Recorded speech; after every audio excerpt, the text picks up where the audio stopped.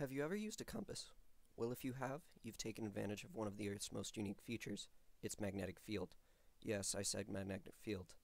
The Earth itself actually acts as a giant magnet, with its magnetic poles aligned in a very similar way to the Earth's normal pole lines. However, they are not exactly the same. Directional magnetic north is not truly aligned with Earth's actual poles. It's actually approximately 45 degrees different from the actual north pole of the planet.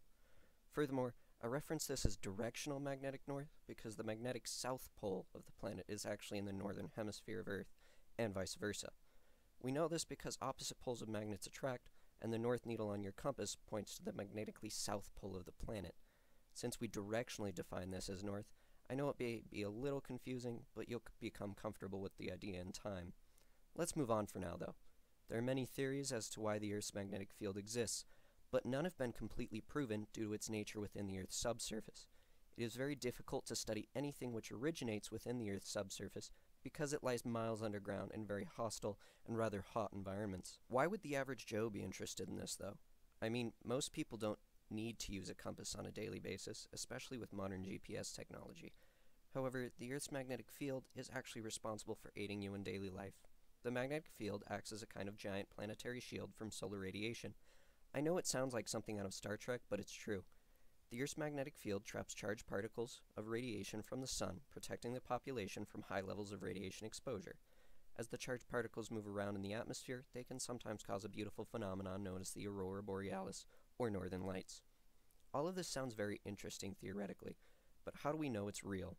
There's tons of evidence for magnetic pole existence and even their reversal. Yes, their reversal. But for that, we turn to plate tectonics, more specifically a phenomenon known as seafloor spreading. Seafloor spreading is a geologic process that occurs at divergent plate boundaries. As the tectonic plates slowly move away from one another, heat rising up from mantle convection currents make the thinning crust more malleable and less dense. Convection currents are caused by the very hot material at the deepest part of the mantle, rising up into the asthenosphere, cooling and sinking back down into the lower mantle, and then the process repeats. Convection currents travel slower than the rate at which your fingernails grow. As the convection currents flow through the asthenosphere, they actually pull the crust with them. When you have two convection currents flowing up then moving away from each other, you create divergent plate boundaries. Eventually, the crust cracks and molten rock will come up through the seafloor and cool, creating brand new crust. As the plates diverge, a rift valley is created along the ocean floor. The depth of the rift valley depends on the rate at which the seafloor is spreading. For example, the Mid-Atlantic Ridge spreads about 2 to 5 centimeters every year, whereas the East Pacific Rise can spread up to a rate of 16 centimeters per year. Because of this, the Mid-Atlantic Ridge has a rift valley the size of the Grand Canyon, whereas the East Pacific Rise has almost no rift valley at all, because the seafloor spreading is too rapid for one to develop. The newest, thinnest crust is located near the center of the rift valleys, and as you move farther away from the site of seafloor spreading, the crust gets older, thicker, and denser, with the crust being nearly symmetrical on either side of the trench valley. Although the crust is constantly getting older, as you move farther away from the site of seafloor spreading, it is rare to find any oceanic crust older than 200 to 260 million years old. This sounds very old, but from a geologic perspective, it is actually very young, especially when compared to the oldest continental rocks, which are around 4 billion years old. This young age is due to the fact that oceanic crust is more dense than continental crust. As oceanic crust reaches another plate boundary, it will almost always create a subduction zone in which the oceanic crust will be driven back down under the earth by the continental crust, remelt, and recycle back into the asthenosphere. Basalt, the most frequently occurring molten rock that comes out of seafloor spreading sites, is highly magnetic due to the abundant amount of molten iron in it. As the basalt begins to cool and solidify, the crystals of the iron-rich minerals contained in the basalt magnetite are pulled into alignment with the Earth's magnetic field, much the same as how a compass points to the north. Because of this, the cooled basalt carries a permanent record of the strength and polarity of the Earth's magnetic field throughout history. As long as the Earth's magnetic field remains constant, the magnetic strip will widen on each side of the seafloor spreading site. The strips are invisible, but they can be measured. These strips have actually revealed that the Earth's magnetic polarity has literally reversed many times throughout history.